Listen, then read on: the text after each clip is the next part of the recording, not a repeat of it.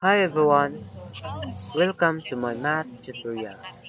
Today we will gonna learn about addition of integers.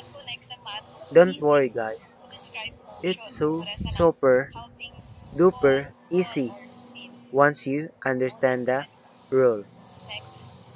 But before that, by the end of this video, you'll be able to add positive and negative numbers without getting confused.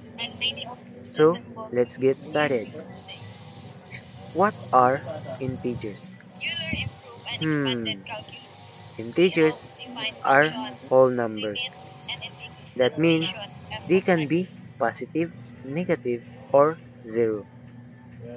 For example, negative 3, negative 2, negative 1, 0, positive 1, positive 2, positive 3. So, if a number has a plus sign, it means it's positive. And if it has a negative sign, okay, and if it has a minus sign, it means it's negative. There are two simple rules to remember. If the signs are the same, add the numbers and keep the same sign. Example, positive, positive 3 plus positive 4 is equal to positive 7. Or negative 2 plus negative 5 is equal to negative 7.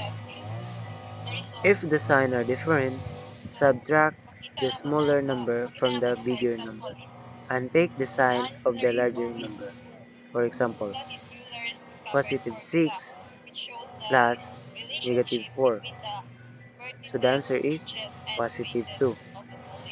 Okay, let's move to another example. Negative 8 plus negative 3. So the answer is negative 5. Okay, let's try one another. What is negative 7 plus negative 9? The signs are different, so we must subtract it. So 9 minus 7 is equal to 2. The larger number is positive 9, which is positive. So the answer is positive, positive 2. So the final answer is negative 7 plus positive 9 equals positive 2. See, that's not too hard. You can also imagine this on a number line. Start at negative 7.